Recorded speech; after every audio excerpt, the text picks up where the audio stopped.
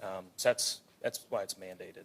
So they see a need for power, and we need to, being the utility in the area, we need to provide it. Is that data available for folks to see, those studies about what capacity is, when it's going to come online, and Sure. And yeah. I don't now? have the exact the date that they gave us off in my notes here, but it's online, and I'm happy to provide it as well. You guys aren't the source of power anymore. You're distributors, right? AEP. Yes. Okay. Well, say that again. You're not the source of power. You're not. So You've got ready your coal burning fire or plant, and you're basically in the distribution business now, correct? So we're still in generation. Oh, yeah? Yeah. This specific line is transmission. So if you picture it like a system of roads and bridges, we're like the interstate. So typically longer distances, higher voltages. We'll deliver to a substation that drops it down to your county, city roads that will then deliver to homes. So this line specifically is transmission.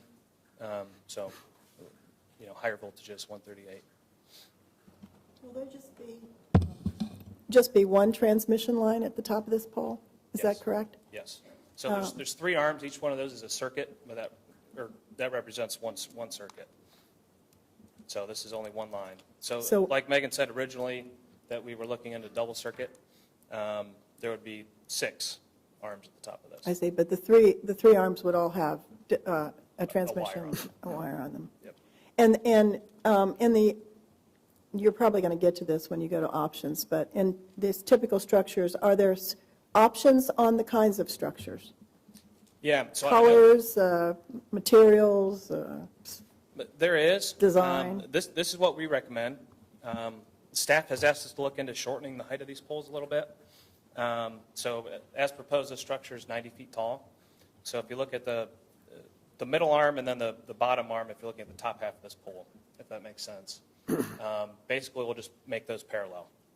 So that'll shorten the pole about 10 feet. So we'll be looking about 80 feet above ground.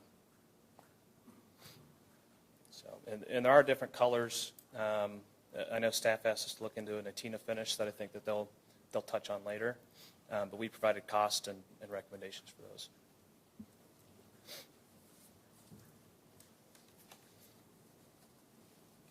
So there's 4 different underground options that staff asked us to look into.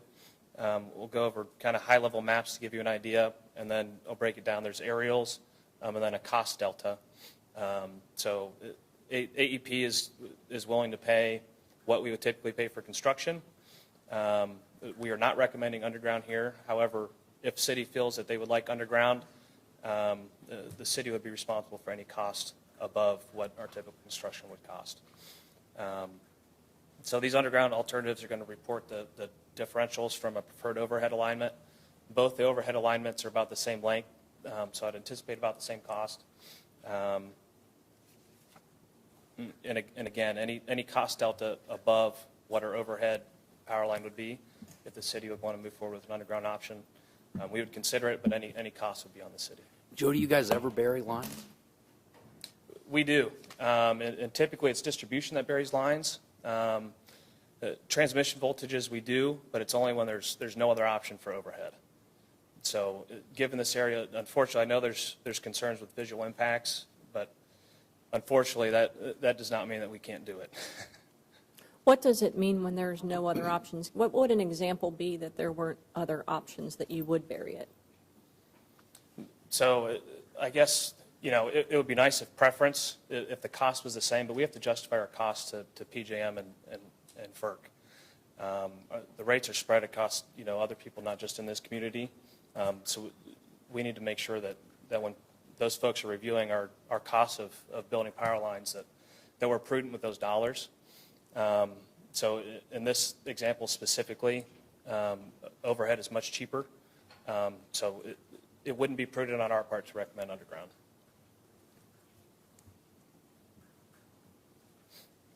What would make it prudent to put on? What kind of scenarios make it prudent for you to put it underground?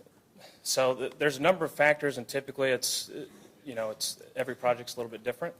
But what makes us not prudent is that there's room to put an overhead power line, So if you look in downtown Columbus, where there's absolutely no room, then our options we have to explore other alternatives. But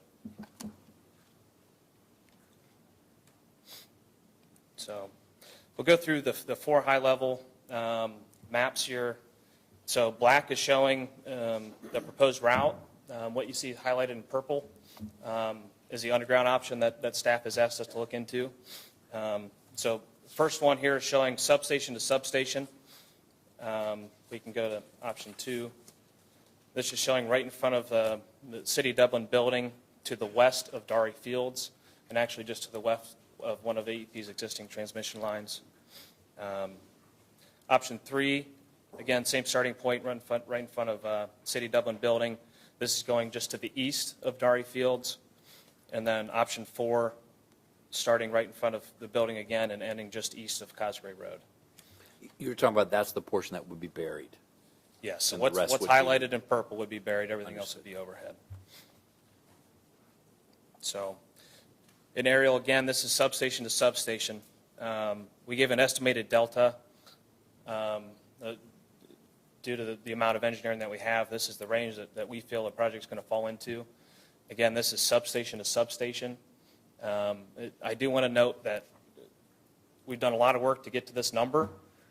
We're pretty confident in it, but again, any cost, if any of these options are selected, any cost that's above what our typical construction would cost would be City of Dublin. So I don't want to say these numbers are concrete, but we have done some engineering and preliminary work to get to these numbers. I want to be perfectly, I just want, so that the people in the audience understand, this is above and beyond, this delta is above and beyond the cost of construction of above ground. Exactly. Yep. Thank you. Yep. So what would be the average sort of cost per foot, or however you do that above ground versus below ground? Is there sort of a rule of thumb, or is it terrain dependent, or? So I hesitate to give a rule of thumb, just because depending on what utilities look like under roads, there's so much variables that I wouldn't even, it can vary so much. That's why even this big of a range, once we get out and see what's underneath the roads, it can vary. So I hesitate to. So what the overhead cost in this instance would be, so what would we add on top of this to get sort of, or subtract from this from the total cost? So what would be, I guess what I'm getting at is what would be if it was all above ground, what's that number? Yeah. So I don't think I have the number. I just have the deltas pulled here. I don't have what our construction is for our route or what the cost is, but I can get that for you. How deep do you go on the underground? But that's a good question. Do we have an answer? I'm asking my T-line. I asked the question because if we were downtown, and if we were in the historic district or other areas of Dublin, we have significant limestone that's very deep. So Sure. depending on what you hit underground, it could be clearly at the top end of that delta. Yeah, and I know it can vary. And given here, there's some roundabouts planned for the area, so I know that we were considering going under. So, it's probably case by case basis, but I don't know if we have an average. So, but that would be one of the factors that you're right contributes to cost based on not just utilities, but what you're saying is what does the sediment and soil look like. So, but we would have to do a lot more engineering and field work to get to figure that out. So, option 2, this is again starting right in front of the City of Dublin building, ending west of Dari Fields. So AEP has an existing transmission line that runs north and south along the west side of Dari Fields. So we'd be popping up just to the west of that existing line, then heading north overhead straight into our substation. So that this cost goes down. I mean, as you can see, this isn't the entire route being undergrounded. Go to option 3. Starting right in front of your building and ending just east of Dari Fields. And this is a little bit shorter. And then option 4 is ending just east of Cosgray Road. So I think I have a picture following these 4 options that shows what our transition poles, we call these riser pole. So this is what these poles look like when you're transitioning from overhead to underground. So just wanted to make sure that everybody was aware. It looks a little bit different than the poles that we'd be constructing overhead.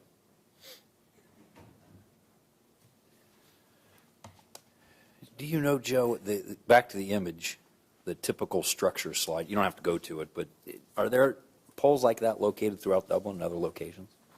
They are. Now I know I've been working with staff a little bit. A lot of the poles that we've been, or the pictures that we've looked through have been distribution. This is like typical. Yeah, not these ones, but the picture that we showed earlier.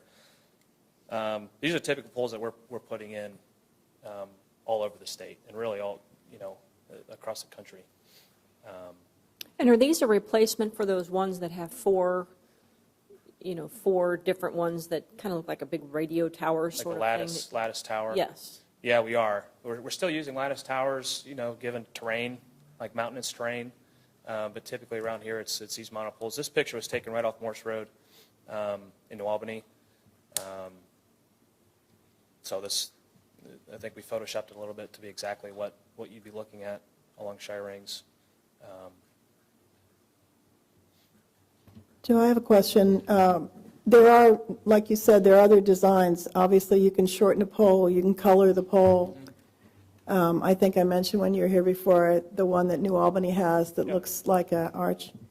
Can you tell us if those choices are available to us, any of those choices? I mean, I know that you discussed different ones, but we only still see the same pole. Yeah.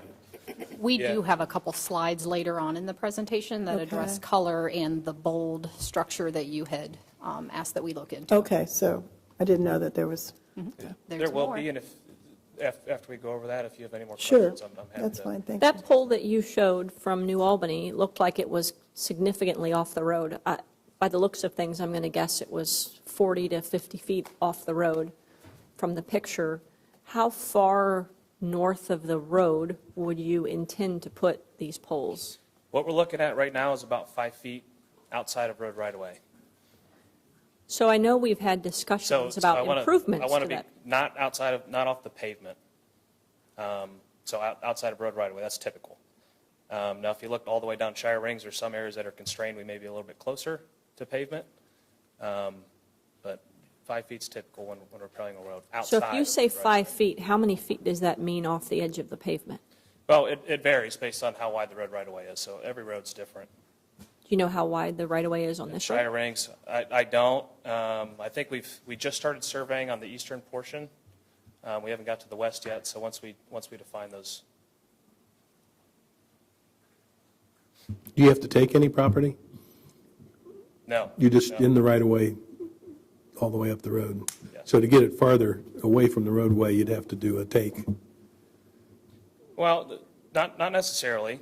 So we're only looking at, let's see here, 80-foot wide right-of-way. So what that means is the pole's in the center, and then 40 feet easement on both sides. So when we're by a road, 40 feet of that easement can be overhanging the road. What we're worried about is trees going up into it, buildings being built that impact our clearances that we have to meet. So, What is the building clearance on these lines? so I don't know the exact clearance. It gets pretty complicated, but that's generally 40 feet on both sides of the center line is what we're going to be looking to have clear. Center line of the power line or center line of the road? Center line of the power line. So if it's along SHIER rings, we'd be looking 40 feet north and 40 feet south. Actually, you would be on the north side of SHIER rings, theoretically, if that's how you progress. So you would actually take up 80 feet of easement or right-of-way along the north side of SHIER rings. 40 feet to the north 40 side of where our feet? poles are, 40 feet to the south side. If you're hanging over the road, it could vary, right? Yeah. Okay. But just to be clear, it's all north of the roadway, north side. And you can use the whole of the road as overhang, so you could be really close to the edge of the road. Yep. So, that is a road that's probably subject to improvements and things. How does that work? What? So that's a big concern, and why typically, like I said, 5 feet. And I don't want you to hold me to that because we don't have the locations engineered out yet.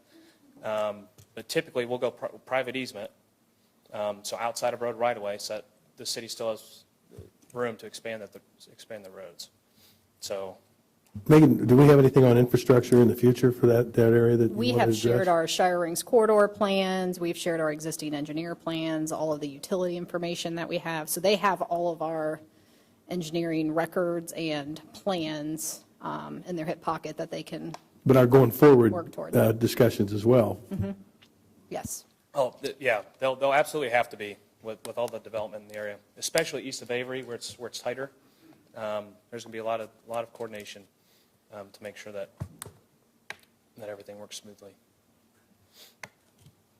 So Megan, you have some, are Okay, you so done, Joe, with your that, portion? thank you, Joe. Sure. And Joe will be here for the remainder of the presentation. But with that, we're going to transition over to the staff presentation. And we're going to start with Jennifer Radler, who's going to talk a little bit about City of Dublin's rights in all this and also talk about the Ohio Power Siting Board process moving forward. Good evening, council members. I'm going to quickly summarize the process, and it's been alluded to several times already in the course of the presentation. At the outset, I would say that Dublin's legal rights are pretty limited in this scenario. AEP has certain rights to the line, to the properties that are being constructed, but we've been asked, what if AEP had to take land that belonged to the city? How can AEP take anything from the city? What's the city's standing? And just generally in Ohio, if there is an entity with eminent domain powers such as AEP, that entity can take from a second public entity like Dublin, unless the property is essential to that second entity's business or the appropriation interferes with a public purpose to a material degree. So that would be the standard if AEP even had to go and acquire more property from Dublin. As you see, that's a pretty high standard and would be difficult to meet. Next, I'm going to talk about the application process. So as AEP has alluded to, it sounds like they're planning on filing in February. Notification will have to be given to any affected city, to all the properties that would be affected. Typically, an accelerated application is deemed automatically approved no later than 90 days after it's filed. The applicant only needs to explain one construction option, although they need to discuss other options that were considered and why this is the best proposed route. Again, needs to include a list of all properties, and in the event that there is acquisition necessary as a result of the line construction, they would need to say where they were in status of negotiations with those properties. And again, providing notice to us, all the other affected governments, every property owner that would be affected, and then they'll have to publish in a newspaper. So Jennifer, what makes something accelerated versus not accelerated? So accelerated is they can take advantage of this process if there is a need for the project, a demonstrated need, and they're pretty much entirely in existing right-of-way. And so there's a construction notice. That's usually if they control all the other properties. But basically for something like this that's redundant, they would meet the qualifications for this accelerated process. So with regard to the approval process, there's several options for participation in the proceedings. Interested persons, including the City of Dublin, can file a motion to intervene, which is you can then participate in the proceedings, which again are limited, or can file comments. And those comments would be filed with the Ohio Power Siting Board. As has been referred to earlier in the presentation, that's going to be the entity with the approval power for this application. And the comments would then become part of the record in the case. The Ohio Power Siting Board staff will conduct an investigation and will then file a written report with the board. The staff report will contain an automatic approval date, and the only limitations on that is that approval date can't be any sooner than 7 days after the written report is filed and no later than 90 days after the application is filed. The Power Siting Board can then approve with modifications, disapprove, or take no action on the application. And if the board takes no action, then the accelerated application is deemed approved as of the date set forth in that staff report. And after that, the applicant can proceed with construction. So that's a summary of, again, accelerated process, limited review. I'm happy to answer any questions. They haven't filed any of this yet. They have not. Any questions about that part, Jane? Just on the Ohio Power Siting Board, do you have a list of criteria as to how they judge Yes. whether they approve it or they disapprove it? So there are a list of approximately 8 criteria. I didn't provide those, but we can provide those if you'd like to review it. It's the same criteria that they would review if it were a regular application. So an expedited process, but still the same factors under review. Any other questions of Jennifer? Hearing none? Thanks, Jen. Okay, so as Joe mentioned, this is focusing on the overhead route options. AEP is considering these 2 route options. The first option would run straight along Shire Rings Road, headed west from Emerald Parkway to Dari, and then head north. The second route option would turn to the north along Eiderman Road and then head west just south of the land that's to be developed as part of the OU campus. So focusing in on the first route option, this is the option that would follow straight along the north side of Shire Rings Road from Emerald Parkway west to Dari Fields. This route would follow the existing distribution line east of Avery Road. So the existing distribution line is on the north side of Shire Rings Road, east of Avery in that section.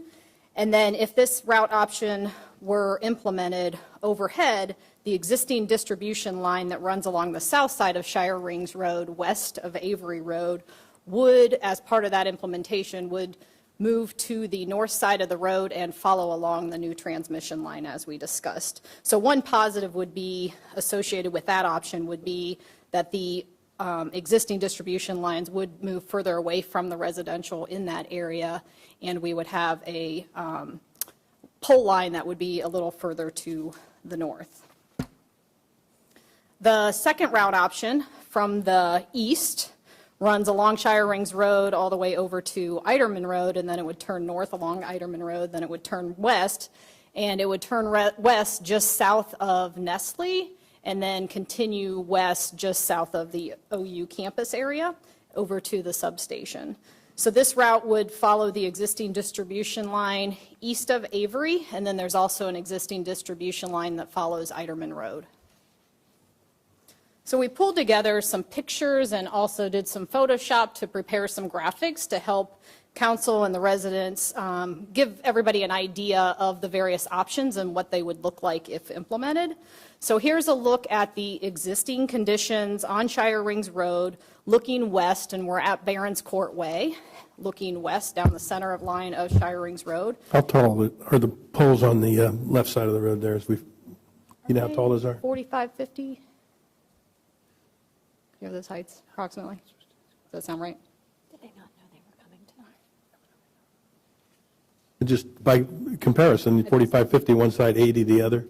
Yeah, so we'll have a comparison photo. So you can see that this is the existing distribution line that's along the south side of Shire Rings Road, and you can see the proximity of those poles and line to the residential areas. And then we photoshopped the transmission lines that are proposed for the north side of the road. And you can see that in this image, those distribution lines and poles along the south side are no longer there as part of this implementation of the overhead option. So you can see that now the electrical infrastructure has moved to the other side of the road and it's further north and pulled away from the residential areas. And this is a side-by-side of those two graphics for easy comparison. Here's another look at the existing conditions on Shire Rings Road. This is a little further west than the previous pictures, and we're closer down to Eiderman, and this is still looking west at the center line. So those are the existing distribution lines. And then here's that same view at the same location with a photo illustration showing an estimate of what the same corridor would look like with the new overhead transmission line along the north side. So that includes moving the distribution over to the other side of the road, following the new transmission line. And then this is a side-by-side view for easy comparison. Can you remind us, please, what's behind that, the fencing or the hedge on where the proposed new line would go? I mean, On the are north those side of the residences- road or the south side of the road? I don't know, north or south, what we're looking at here. So this is looking west down Shire Rings Road towards Eiderman. Then south, so To the We're north side angled of the to north south a pole little bit. is typically The north- I'm saying we're undeveloped moving the land. poles from one side to the other, right? So it's moving it away from, in this depiction, from some of the residents. What is it moving it towards? What is behind those lines in both of those? To the north. So it's field at this location? I think that's Yes. undeveloped And then land. headed Undeveloped down land. a little bit further west, we have the church, and then we have Eiderman Road. West of this is the church or east? Yes. Probably a lot less parcels there of different property owners on that side versus the, Yes. Megan, I have a question for you. On the existing distribution line, there's quite a few lines there.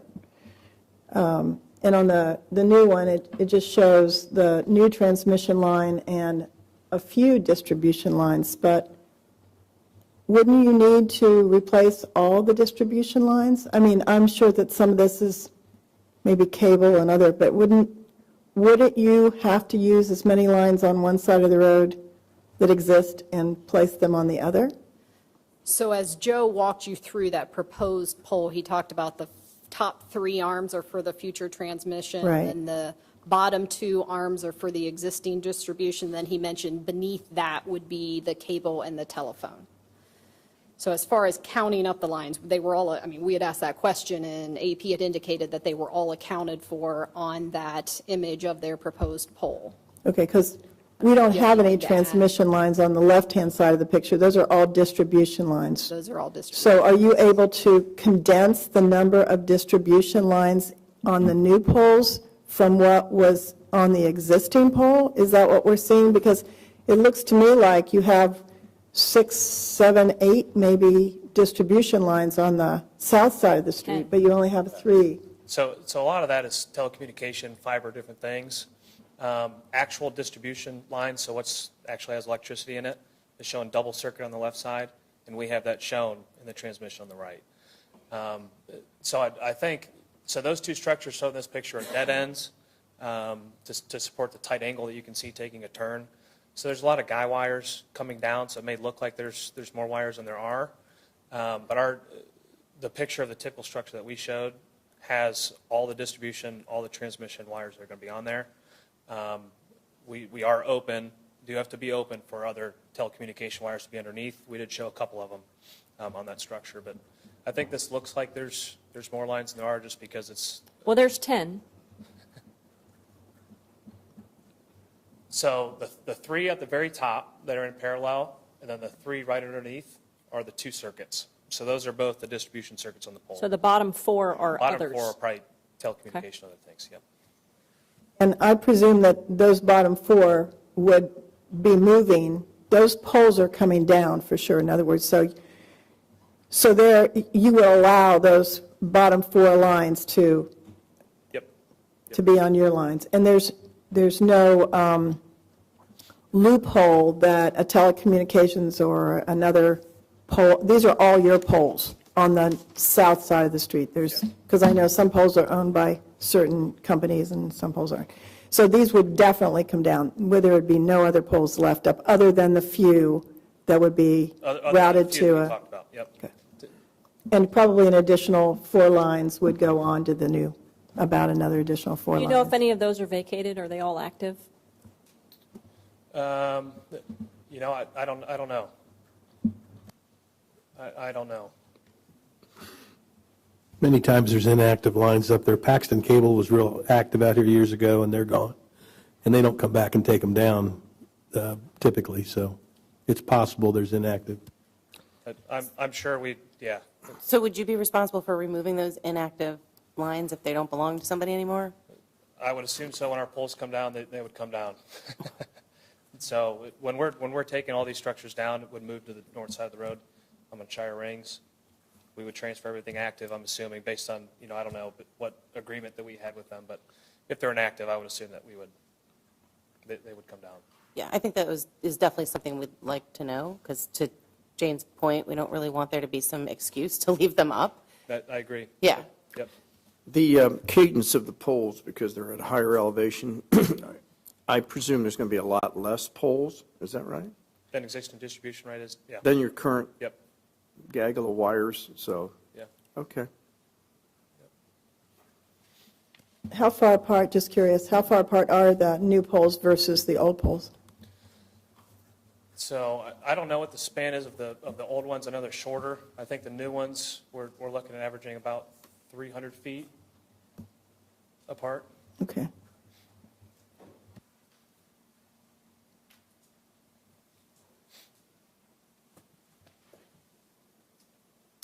Okay, so continuing the discussion of the overhead transmission line option, we have been exploring other options for improving the aesthetics that would be associated with this option, or reducing or softening the visual impact of the proposed transmission line and associated poles. Some of the options that we have been discussing with AEP include one option that would be a NATINA finish on the poles, and that's what was referenced earlier. So I'll show you a picture of that pole finish option next. Another option would be we could include landscaping as permitted underneath the lines to help soften the view shed or soften the appearance of the lines and disguise the lines a bit. And we've had those discussions with AEP as well. Councilmember Fox, you had shown us a picture of what AEP refers to as the bold structure. So we'll have a slide showing what that structure would look like and a discussion about that. And then we've also talked about implementing or considering implementing a shared use path connection along SHIER Rings Road between Avery and Emerald, and that would be an added amenity in that area, and we could leverage the construction of the pole line and the power infrastructure to help save some costs with right-of-way associated with that connection. So first, talking about the NATINA finish, the cost of this appearance, so it ends up looking much like a wood pole. There had been some questions about wood versus a steel pole. Some folks thought the wood pole has a more natural appearance. This NATINA finish produces a similar look to a wood pole.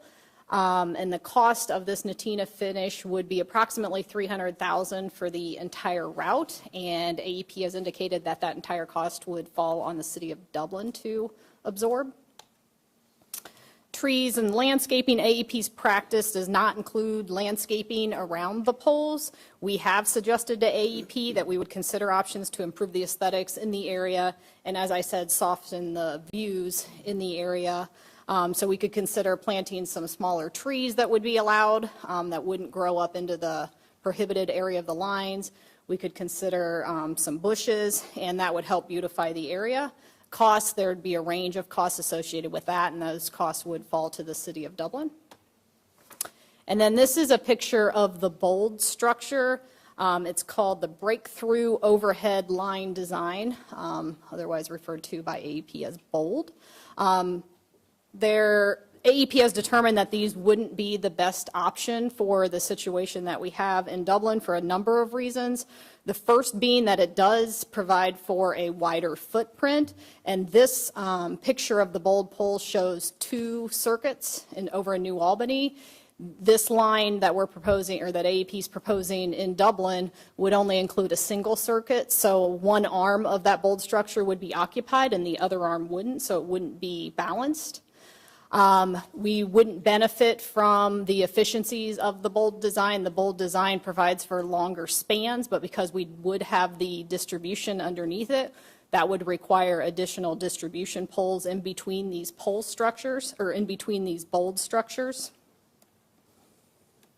So Megan, that bold structure only really carries a transmission line is what you're saying? It doesn't carry distribution lines as well? Yes, yes. So we would end up with bold structures that have a wider footprint, and then we would also have distribution poles in between. So it's our thought that that would create a more cluttered look and actually have more of a visual impact than the proposed poles that AEP has shared. So a shared use path connection has been in the long-term plans for the City of Dublin as shown on the Bikeway Master Plan. The shared use path connection in this area has been shown along the south side of the road to connect some of the existing shared use path that you can see there in purple. But we could leverage the construction of the overhead power lines and poles in this area and build that path connection along the north side of SHIER Rings Road just underneath the pole line or the power lines. And that would save an estimated $90,000 potentially in right-of-way and easement acquisition costs that would be incurred if we were building that project as a separate project. So here are some images of the eastern end of the project down towards Emerald Parkway. So this is the existing condition looking west. At the Emerald Parkway end of the project. This is around the development building to your right, and then we have Hidaka to your left. You can see that those are the existing distribution lines. At this end of SHIER Rings Road, those distribution lines are on the north side of the roadway.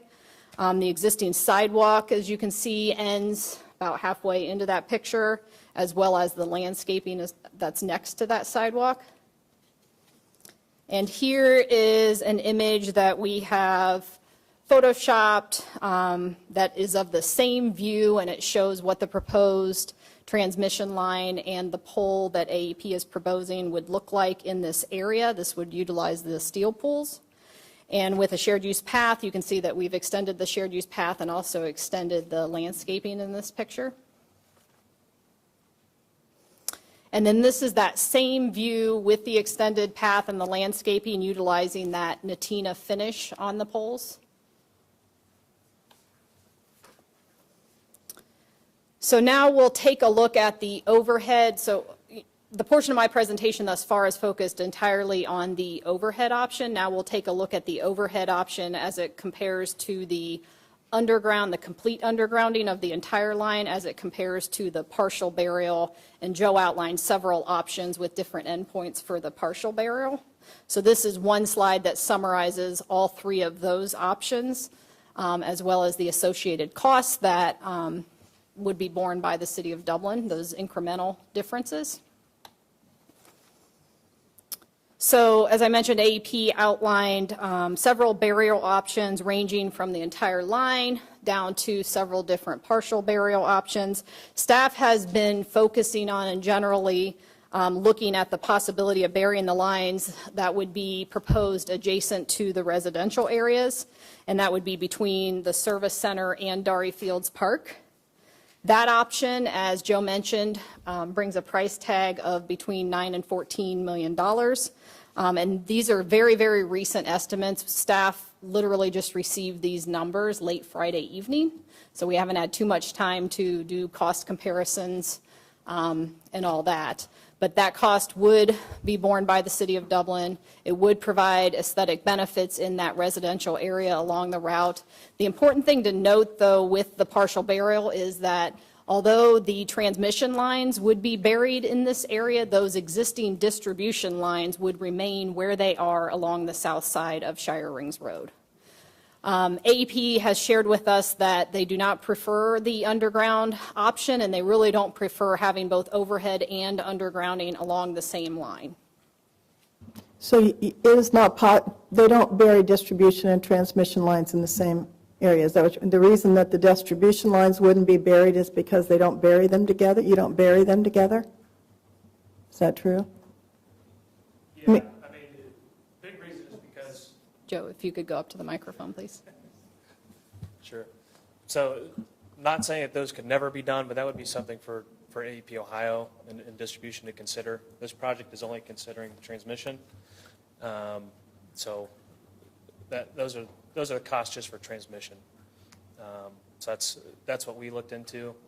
Not saying it's never been done, but that's not what we considered. But you're, on the overhead, you're removing the old poles. I mean, I'm curious as the reasoning there. If you have overhead and you're removing the distribution on the south side and putting them on the north side, if you bury them, wouldn't you do the same? Wouldn't you remove them and then? Well, the cost is a lot different. It's a lot easier to take those poles down and move them to the north side with their poles than it is to underground distribution. So if you did a partial bury, you would bury the transmission lines, you'd cross back over to the south side of SHIER rings for the remaining distribution lines that wouldn't be buried. So if you're traveling westbound on SHIER rings, Sure. everything would be moved overhead to the north side. Yep. Right? Then when you hit a point at which you would bury, you would only bury the transmission line. You'd come back across the street to the old poles for the distribution lines, till you come then back across the street again once you've come back above ground. That would probably be the plan, yes. Thank you. So the transmission line to be buried would be, we were looking at in-road right-of-way. So where we do have overhead, I'm sure we would still consider bringing distribution to the north side. Where we went underground, it wouldn't make sense to bring distribution. So you would consider still moving all of the distribution lines to the north side, even if you're partially burying? Or no, it would be just what I said before? What you said first. I see. So where we have overhead poles, I'm sure if we explored an underground option, we would still consider moving distribution to the north side of SHIER rings. Oh, if you where we are overhead. I gotcha. Yeah. So even if we paid,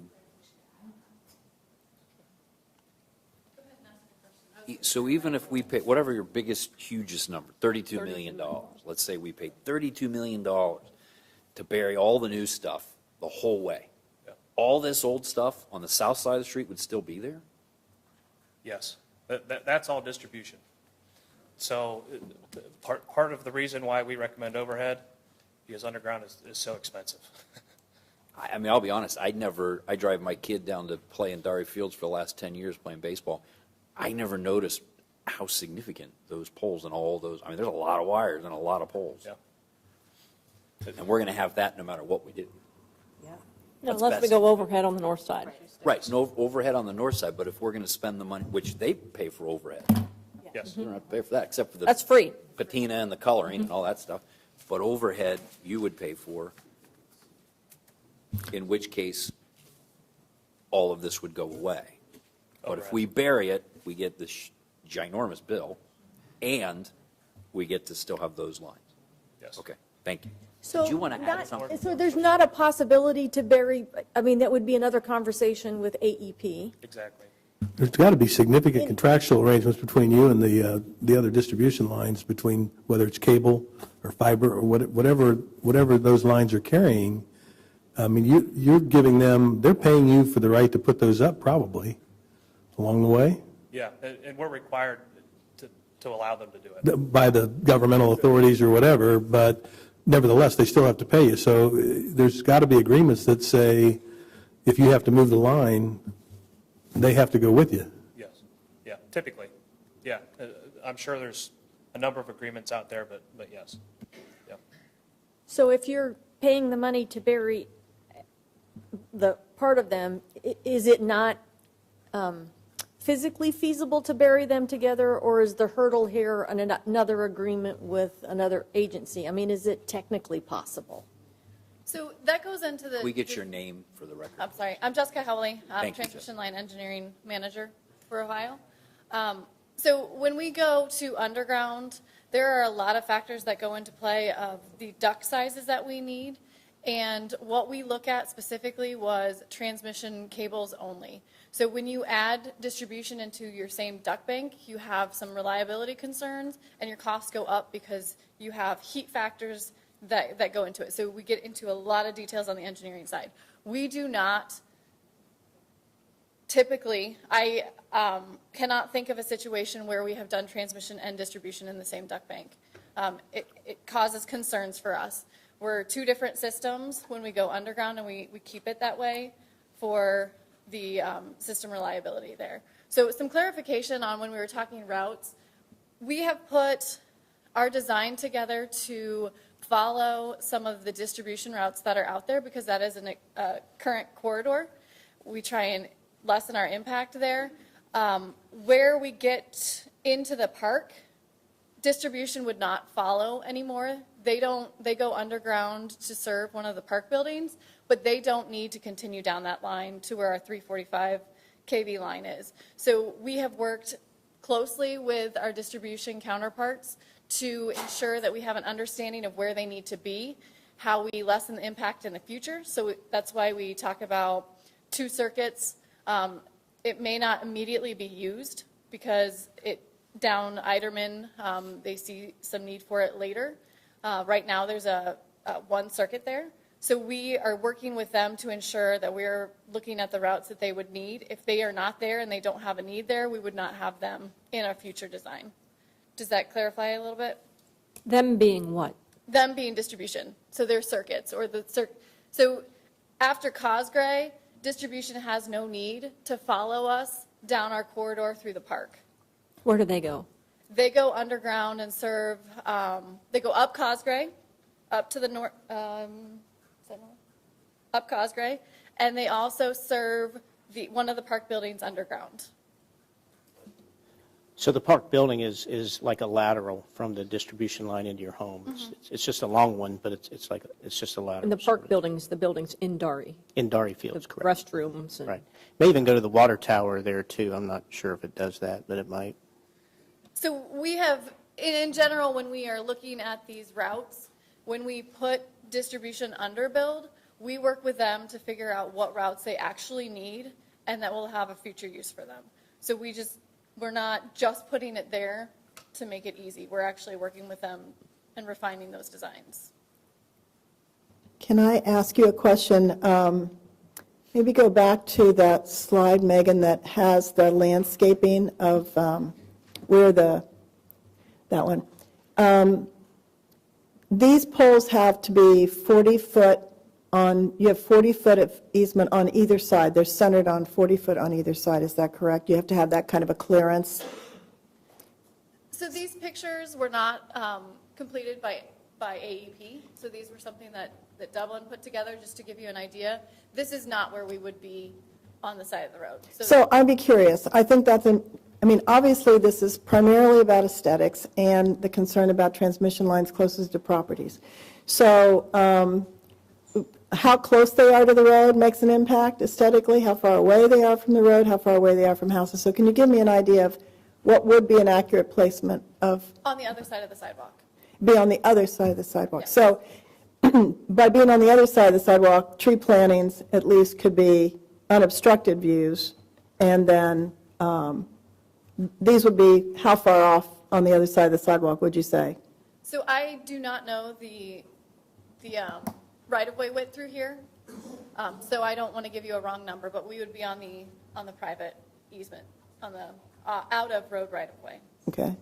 And the 40-foot clearance would start from the center of the road at least? It would start at the center of the poles. The center of the poles, and it can overlap as far as the farthest side of the pavement on the road? Is that, when you say overlap, clearance can overlap? So when we talk about this 80-foot corridor and it being centered on our poles, it means that we are taking easements wherever there are private easements. So if we are 5 foot inside of the private easement, then we will take up, and take is not the right word. We will acquire easement rights for up to the road right-of-way, and then the existing 40-foot into that, so it could be 45. If we're 5 feet off road Right. right-of-way, 5 feet plus that 40 foot. What happens if there's an existing structure there? So we work to design around that. We also work closely with our right-of-way agents to determine what we need to do. It's not a black and white case. So design around that could mean they're not exactly 300 feet apart, or? Correct. We have some different designs, different options to be able to help mitigate some of those things that we come across. So are all of these issues contemplated before your February filing date with the Ohio Siting Board? We have looked closely at the center lines that we have proposed to know that they are constructible. Because I think it would be important, I don't want to speak for all of my fellow council people, but I think it would be important for us to know just where these poles are going to be before we made decisions on should they be above ground, should they be below ground, is the poles on the south side, we really need to understand the risk reward, that's not the right phrase, but you know what I mean, of what that's going to be. So I really feel like it is incumbent upon you to tell us where exactly are these going to be? Because I would imagine prior to submitting to the Ohio Siting Board, you have to have that figured out. We do, and we have to be 100% accurate when we submit. So you're right. The problem is we have a pretty good idea, like 80%, but in order to get to the 100% to submit to Siting Board, there's a lot of money and engineering that needs to be spent. So it wouldn't be prudent on our part to get to that point and then go down a different path. Well, I hope you understand that it wouldn't be prudent on our part to make a $32 million Sure. decision based on, best guesses or, Sure.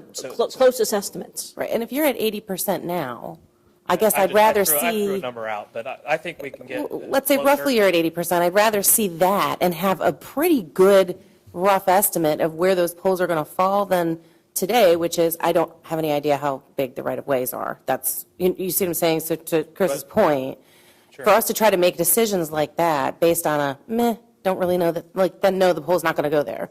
That's a real challenge for us. It's our job to make sure we're listening to the residents, and clearly aesthetics are a big issue here. And so if that's the case, I'd rather have that 80-ish%, certainty on where those poles are going to go so we can take a look at what that means. Sure, and I think, so if you're picturing these poles being just outside of the sidewalk, part of that can be negotiated or talked about after we select a route.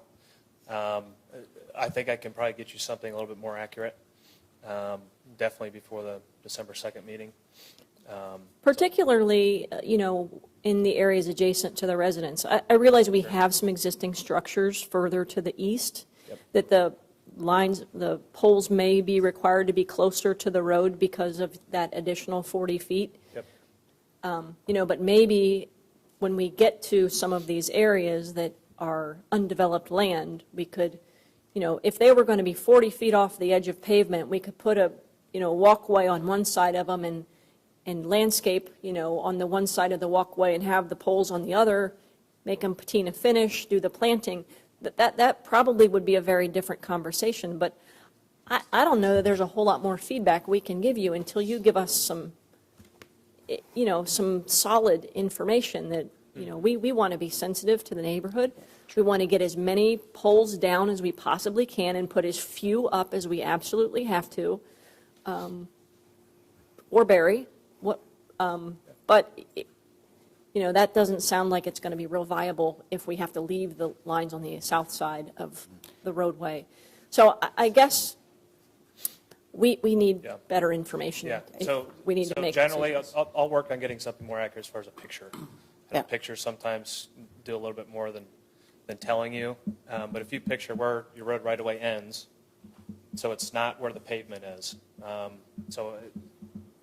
I should know where, how wide the road is on SHIER Rings or the right-of-way, but 5 feet off that sidewalk, I'm sure that sidewalk's in road right-of-way unless you took private easement for it, but.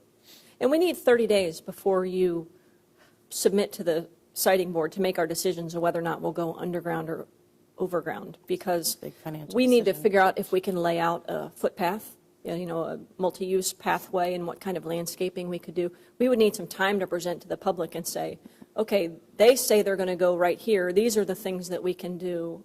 We need to be able to communicate with them so that they know exactly what to Yeah, react to. If we select an option, I think we can work through all those details as far as aesthetics and exact placement. Well, I think the other thing is that one of the things I didn't see in here is if we choose a partial berry option, what that's going to look like during the course of that partial berry, because it sounds like we're not going to get rid of those poles on the south side during that time where the other side's being buried, the transmission lines are being buried, right? And so to have a visual of that, I think would be really helpful so that the residents can see what that looks like versus what all overhead looks like versus what they have today. Never get rid of this. I don't think we ever get rid of the south poles. When we bury, the south poles stay there. That's what I mean, though. Like, Forever. right, but. Well, we don't for a need much on partial- that because it's not going to change. You're going to have looks just exactly like what you get. No, And I that's think what it those will look pictures are aesthetically different intended because to you're going to, show. if you do a partial berry, you're going to have some that are overhead and some that are underground.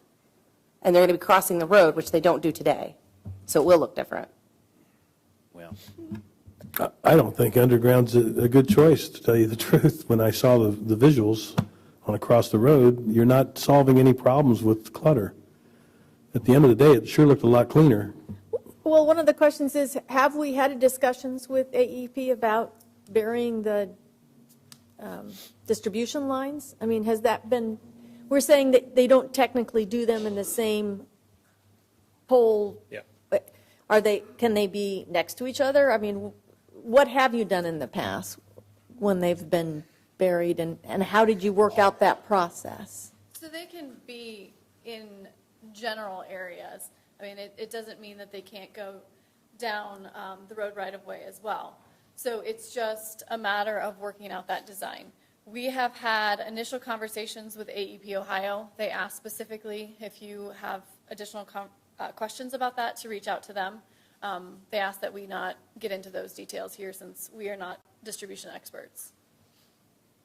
Megan, have we had conversations with them? Not at this point. We've been meeting directly with transmission folks. So we wouldn't know how that could look, what that would cost? The number would probably be similar because they're going to, I'm assuming they're shielding issues is what the problem is with the transmission and the distribution. You need to shield them from one another. So the cost would be double, Dana? I'm Well, looking- I think generally, we know, based on our own experience, what it has cost to bury distribution as part of road projects. So we probably have some order of magnitude, but, everything is, that can shift a lot depending on, the intricacies of the site or what have you, or conditions. But, generally speaking, on a cost per mile basis, but that would be on a cost per mile in addition to and above the burial of transmission. I don't know that you'll get much economies of scale or efficiencies in that burial, because really, at the end of the day, as was mentioned, those have to be buried separately. You may have to bury them where they are on the south side of the street versus the north side, or however, we're not sure how those could be laid in, but. So we would realistically, if we were to look at this presentation to say what it would cost to bury, those numbers would be close to double. To remove Well, the- distribution is a little bit, is less expensive than transmission. I won't speak for AEP, But you'd have in my own experience, distribution is less expensive than transmission, but it's still expensive. But the shielding might add, that might be a significant change. Correct. Yep. And then the other issues are, then you would probably have to lay additional conduit. You could for the telephone, cable, and internet service providers. And we have done that in some right-of-ways in new construction as well. And depending on how they route it out in this area, there may be other ways they can go. But if there's not a pole there, there's no place for them to hang. So then they have to either reroute or go underground as well. so I'm hearing all this. I'm starting to worry about timing.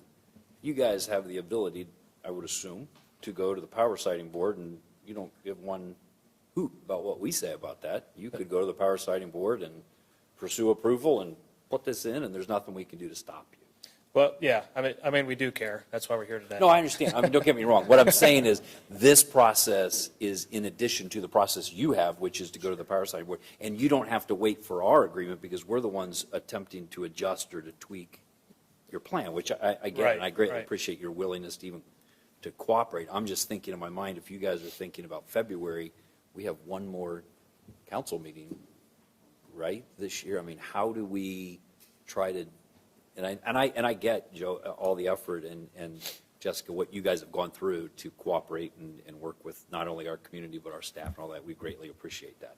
I'm just trying to get my head around the timing of all this and all the concerns that are sort of percolating around here. And the new numbers, I think they said they got. Yeah, our primary focus tonight was to really come together with AEP and share this kind of information because it has not been shared previously that I'm aware of. We were working with them to try to get an understanding of the order of magnitude of this cost. There was a point at which we thought we were at about $5 to $6 million, and I would have said, hey, let's really pursue that partial burial option. But those numbers have gone up quite a bit from there, so we're at a much higher number than I thought we were at originally as we've gone down this road and tried to understand. And they've done more finite engineering as a result. We've gone back and forth on how to make all these things you've seen has been part of the discussion. We've talked about distribution burial, shifting of distribution. We've had these conversations with them over the last couple months, and of course taking the input from our residents, which we really appreciate, and just trying to figure out a way to work this out together. It's a tough one to solve. But that's where we are, and this is the information we wanted to share tonight.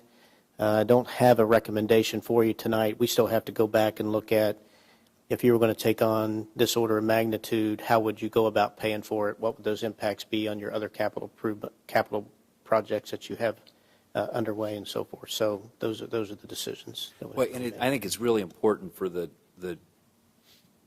people interested in this topic to understand the process that we're going through. I mean, it is most decisions that we go through don't get this much due process. I mean, this has been a tremendous amount of working and public input and all that, and this work session that we came in to have is designed to do that, to get out information and to keep the conversation going. And there will be a point at which, before whatever body this decision this body makes on this issue, there will be opportunity for public comment and testimony and all kinds of things, which we were not intending to do tonight. We wanted to hear from you guys and the staff and get the information out there. Now, for the people who have joined us, there are comment cards out in the lobby, and I can assure you, although I would probably think, oh yeah, who's going to pay attention to that? We actually do.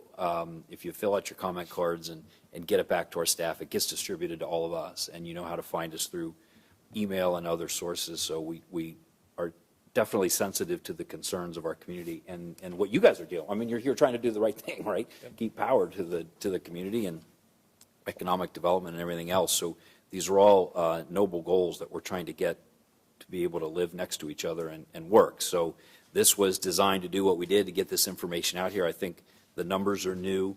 I'll be honest, I didn't realize that even burying, to Christina's point, even if we buried some, there's still going to now be some on the south side of the road that are still there. So that was new information for me. So I appreciate all of that information, and we'll digest all of this. I am just concerned, and it would be nothing but just cooperation on your part that you guys aren't just going to say, well, you guys took too long. We got a job to do. We have a mandate. We needed to do what we're going to do, and I'm sorry, but we're going forward. We don't want that to happen. So we appreciate your participation, your cooperation. I hope you can sort of continue to bear with us as we try to sort this stuff out, because and to Chris's point as well, this road, the stretch of SHIER Rings, has much different character at different places along that road. Up towards Emerald Parkway, it feels more industrial-ish, and then once you get past Avery, now it starts to feel more residential, and there's more residences. So we have to be sensitive to all of those existing conditions as they're found. And this body, I've been a part of it for quite a while, is pretty receptive, and we'll step up and do the best that we can do. So, General, other than that, I mean, is there? Well, and I know we focused on that SHIER Rings road route primarily in trying to show visuals and the like, and there's still the other route. So all that's still under consideration. but we were trying to focus on how could that look differently with the distribution and so forth. There's a singular pole line going up Eiderman Road, but that was put in strictly for a fiber optic and nothing else. So that visual wouldn't have made much sense to anybody. This one at least shows the differences that we were trying to articulate. And again, that was half apologize to the AEP folks. We wanted to try to create a visual and didn't mean to mislead anyone on where poles would be placed and all that kind of stuff, but we needed to try to show people what that might look like. So. And it's in a process. It's an evolution of information. And again, we really appreciate your cooperation and your patience. And to the residents in the neighborhood, I can tell you, like I said, I've been around this group of people for a very long time, and they are hearing your concerns, and we will just do the absolute best we can to make the best decision possible. So I guess we'll leave it at that. And unless anybody else, Jane, you got anything to? No, I just have one question. In looking at the two routes, because you'll need to know at what point which route I know you're presenting, assuming you're presenting the SHIER Rings Road to Bouchard as your preferred route and the Eiderman and across as the alternate route. Is that what you'd be presenting? So this one's a little bit different. Again, this is one of the accelerated applications, so we're just going to present one route. Which route is that then? Is the SHIER? We're still evaluating between the two. You don't know yet? No. But I will tell you, a lot of comments directed us away from SHIER Rings on the west side. So a lot of suggestions to keep the route as far north as possible, but we're still evaluating. There's a lot of things to consider. And that's the question I just wanted to ask staff with the interest in developing the West Innovation District. Is there any conversation that you'd like to share with council about the routes that you believe would be the less impactful to our residents plus the future of the district? Do you have a preference? Well, I wouldn't say we have a preference at this point. I think they're all impactful. I don't care which way you go, they're impactful. Certainly more sensitive to the impact on residents, but you're going to hear, I think, the same from anyone who owns land or even has the future possibility of developing land as well, even if something's not there. So in that respect, you're in a pickle no matter which way you go. So if that makes sense. So we don't have a preferred route either at this time. I would tell you, if we thought we could do a partial burial, the cheapest partial burial direct route would be straight down SHIER Rings Road, just because it's, the shorter distance between 2 points is a straight line. So at least that's the last geometry I took. But that's what we would do if we could bury it, and it would be out of sight and not affect the residents. That way would be the preference, and that's why we kind of focused on that if we did a burial route, because it's just shorter and therefore would be less expensive. Not by a lot, but a little bit less expensive. So. Does the Eiderman option change the ability to do anything with the distribution lines at all? Or No. would they stay the same, no change in? So once we turn up Eiderman, everything west would stay the same. So regardless of option, unless it's buried, no, regardless of the options, unless it's moved, What's existing will stay. what existing will stay? Thank you. So from a time frame, Dana, what can everybody expect, like Joe, anybody? What's the next thing to be watching for on this topic? So We're all looking at I each could go. But we are tight. In order to file with the siting board in early 2020, we need to pick a route to start engineering. I know we met 2 weeks ago and kind of with staff and went over comments that we were hearing. They asked us to look into those underground options. So we did do a lot of work in those 2 weeks. I think that's, the city even asked us to look into doing a simulation for those poles for you, but we didn't have enough time. So we're tight. But we do want to work with you. We do want to minimize impact to the community. So we're a little bit flexible, but we don't have a ton of time. And we continue to work with them as we have been, and as Joe even mentioned, if we could, I think one of the key things would be, I think irregardless of the route you take, if it were to stay above ground, how, as the question came out earlier, if you really were able more specifically to lay out that easement or right-of-way space relative to the road, relative to the shared use path, relative to maybe some, and I know landscaping doesn't hide a pole, but it does create a visual effect. It does have an effect, so every little bit helps. And then you put the pole line behind that, now maybe you're even getting further away, but I don't know how that affects center line versus acquisition and cost and so forth. So that would have to be looked at as well. So all I could say is, well, we could work together to try to turn that around as quickly as possible and try to get back to you by December 2nd your next council. So the next council meeting is December 2nd, so anyone interested, keep their eyes open for the agenda. Yeah, we'll certainly get that information out as we have been about noticing the meeting, so you all know that there is a meeting and that we'll be revisiting this. We don't leave anybody out, so. Dana, I would also like to add, I think it's important for the multi-use trail path to the landscaping and patina poles, and I think that is a value add. So when that comes back, if we could make sure that that's in there, that would be helpful. Yeah, we certainly do that. I think, too, it's important, and I want to say this to the public. I think council would like to hear, I know, as I look at this, aesthetics is everything. When it comes to what the road looks like, it's been a real concern, and the distance. I would like to hear on your comment cards, as you've looked at these options, what you think, whether or not, if we do underground and you're still caught with distribution lines down the north side. I mean, if it's about aesthetics, we want to hear what those options would be. And I think, as Chris said, I feel as if we could do the piece that the city could do in making that patina something that would be more attractive, and say that we would commit to a shared use path, and that we would do landscaping to do the best we could to make that an attractive boulevard. I'd like to hear your comments on those thoughts, so I ask you to jot it down on your comment card. Thanks. And it is never our intention to cut off people's participation. Work sessions, typically, we don't take testimony, but at a city council meeting on this, with this being on the agenda, we will. So you can come up and tell us whatever it is that's on your mind, and you can contact us between now and then and let us know what's on your mind, and we will listen to what you have to say. So thank you, Joe and Jessica. Thanks to all the AEP people that came in. Thank you, Jennifer and Megan, for our staff stuff, and Dana. With that, we are going to take about a 10-minute break to reconfigure, I don't know, this camera stuff.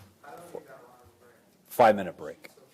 We're taking a 5-minute break before the council meeting starts.